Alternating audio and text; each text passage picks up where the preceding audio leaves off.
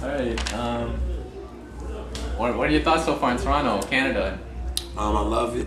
I'm a missionary, just naturally, so I like to see the idols of the city and just what the city's about and the culture. I love the diversity here. I love the, just the honesty. I miss people who were non-believers who were just like, nah, I don't believe in Jesus. And I love that type of sincerity and honesty because we can just get straight to it. I don't have to de-church you, So yeah, I love it, man. It's a great city too. It's beautiful here. This is your first time here? I came through for like a layover, so this is like my first time really here. Cool. Yeah. All right. So where do you feel Christian hip hop is at right now, and where do you think it's going? I think especially with the fall of Ambassador Truth and all that. I think I kind of see like a bit more transparency in lyrics, showing that people can't fall. And just because you're a Christian rapper doesn't mean you're invincible. You still sin and all that. Just want to get your perspective on that. Yeah, I think that I'm glad. I'm not glad anybody fell, but I'm glad for the issues that bring about a humility and a dependency. Because I think the issue with Christian hip hop is sometimes it becomes autonomous. It becomes its own entity outside of the church, and that's not a good thing. That's not a responsible situation, because then you're not accountable to anybody. You're not underneath any authorities.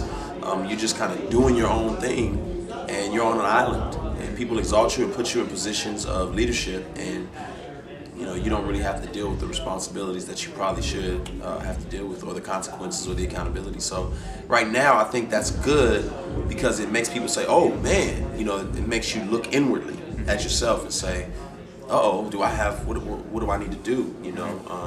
If it can happen to them, certainly it can happen to me, and so I think that's an excellent opportunity, man. It's just good weather for humility and growth. Right. So what are your thoughts on, because basically, people not familiar with the Christian hip hop side, it's kind of two camps. People say, some people, they say reach, lab, CMR thing, right? And they're saying what, like syntax and Braille, and those cats are kind of doing it wrong, kind of. What are your thoughts on the other side and all that? I love Braille. I love, there's a label he's on now, Humble Beast. I love those brothers.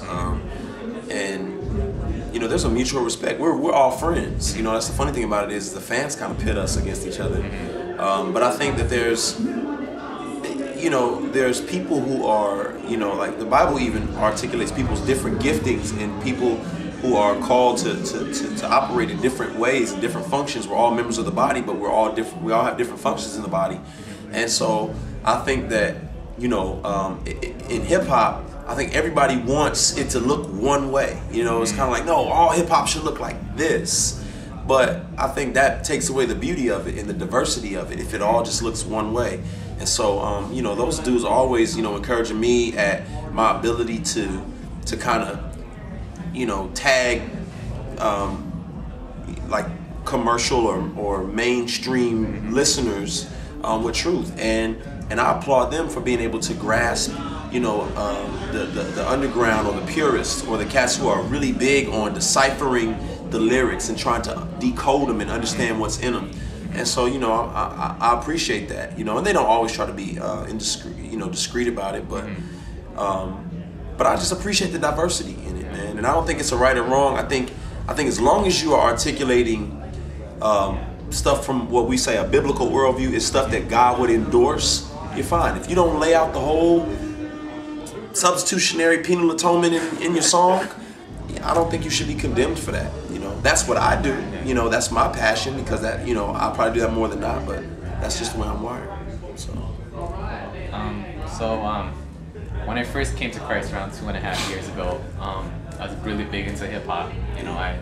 I just knew I could listen to that stuff, no I had to trash it. At first I kind of thought like, oh, what am I gonna listen to now? And actually, a friend of mine actually linked me to your video, "Praying for You." Wow. Just really resonated with me, and since then, I've been bumping Christian hip hop, which I never even knew this genre even existed. Yeah. And I was just so amazed to see, how cats are expounding biblical truth in the music. Right. And something as a result of that, you know, I started getting introduced to Reformed theology and stuff like that. You know, at first I started questioning, like, what about this? Are you telling me all this stuff?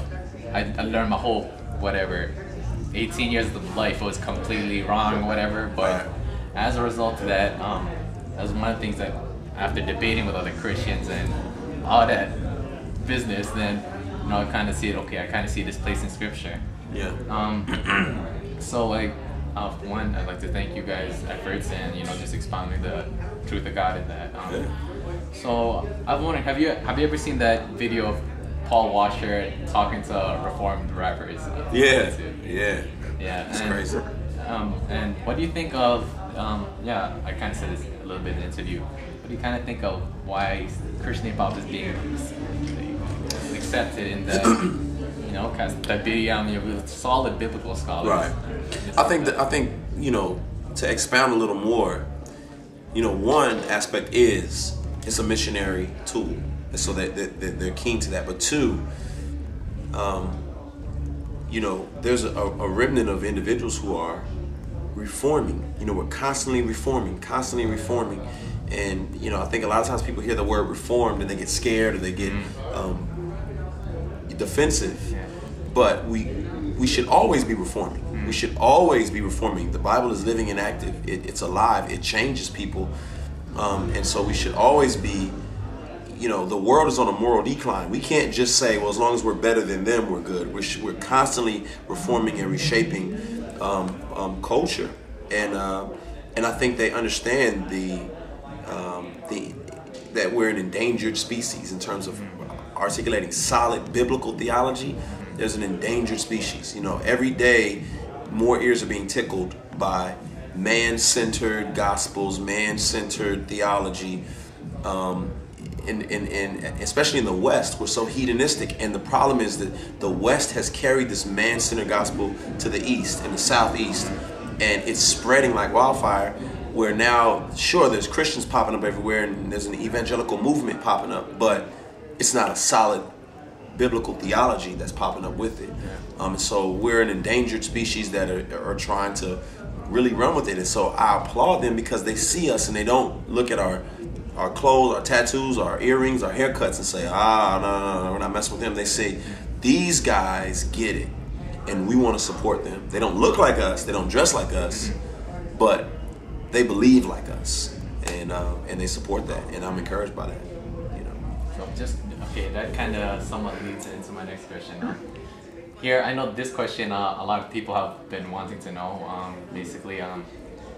And a lot of people, they lean on both sides, and that question is, how do you feel about when you perform at a church that has somewhat shaky, questionable teaching? How would, like, some cats say, you know, they might be endorsing, and some cats say, by going to the church you're endorsing it, and some people be like, you know, that's how mission feels. Like, if truth wasn't going to be preached there, these guys are going to be able to do it. So just what are your... I mean, whether I show up or I don't, that is still gonna, that truth or that lack of truth is still going to be present, right? So if I don't show up, it's still going to be going on. If I do show up, people are introduced to, I look at myself as a gateway, a portal to solid biblical thinking. And it's not about the results that I've seen, because we know results don't always necessarily mean God endorses it, but consistently I've seen people say, you know, you came, I heard this, I scratched my head and thought, well, I've never thought about that. And what I hear every Sunday doesn't line up with that, and it made me start questioning things, and then I began to dive in deeper into, you know, the Reach Life, your ministry, and the people you write about, and now my worldview is beginning to be changed and shaped, and that would have never happened had we not stepped foot in those different places. And so a lot of churches are mission fields, and that's the way I look at it. Is I'll speak and rap anywhere if you let me say what I want to say, you know. So a young reform movement started to pop out just sprouted out of nowhere. And just want to hear your thoughts on it. More than anything, man, I'm just encouraged by it. I'm encouraged, you know, and I've had the pleasure of meeting them and talking with them, and you know, and we all are, you know, there's a collective of individuals who, at the end of the day, we're passionate about God's glory, you know, and I think a lot of people say that, but when you talk about Reformed theology, that points to God's glory like none other, because a lot of people say I'm about God's glory, but their theology reflects that they're about their own glory. And I think the beauty of Reformed theology is it points to Jesus, consistently just points to Jesus. It points to God being behind all that we're seeing. So I'm excited to see that, especially with young people, because you know, young Westerners can be some of the most self-centered, selfish individuals ever, and to see that denial of self and that you know, pointing to the Lord and His glory is beautiful to me, and I'm excited. Yeah. All right, now we just have some more lighthearted questions. Right on. Last few ones. Here, 20 seconds. It'll be 10 questions. Within 20 seconds, try to answer everything. All right. All right. So, would you rather write with a pad and a pen, computer, or BlackBerry? I'd rather write with the pad and a pen, but I write with the computer because I have to save the lyrics. Copy them. All right. LA or Miami? LA. LA all day. Reprobate like show, eh?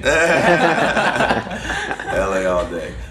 Yeah. All right. So, Lions or who had the better album, Lions and Liars, or Between Two Worlds? Ooh. Ooh. For me, probably gonna say Lions and Liars for me. Alright. How's P90X going? I finished it, and I need to start something else. It's getting bad. All right. Will never be Reach TV again? Yes, hopefully so. You know, just time. We just, you know, have time to do it. Okay.